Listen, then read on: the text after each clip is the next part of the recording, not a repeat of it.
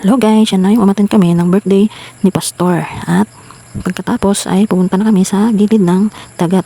Yan yung Digisit Beach guys, yan napakaganda. At yung sand ay medyo white po siya. At saka yan po may mga bato na parang maliliit siya na bundok. Yan, ang ganda guys. At talagang pag naligo ka dyan ay talagang mare-refresh yung pakiramdam mo dahil napakaganda na ng tanawin. Masarap pang maligo dyan guys. Kaya lang guys, may part dyan na parang pakweba sa ilalim ng dagat. Kaya nung pumunta kami dyan, medyo may nakainom na pumunta doon, ay sinabihan ko po yung isang tatay na kasama nila na wag po silang pumunta doon dahil baka sila ay malunod.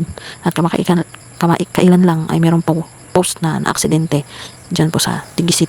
Kaya maganda kung may babala po dyan na may part na malalim ay wag na pong maligo. Yung banda doon po sa isang bato, meron po nung babala na sa kabila po nung medyo pabundok na mga bato po dyan ay may babala po na wag na po silang pumunta doon at doon sila mag-swimming. Yan, kaya ingat-ingat guys sa mga lugar na nililiguan natin na hindi natin alam kung yun ba ay magiging dulot ng aksidente na pagkalunod. Thank you for watching guys. Bye.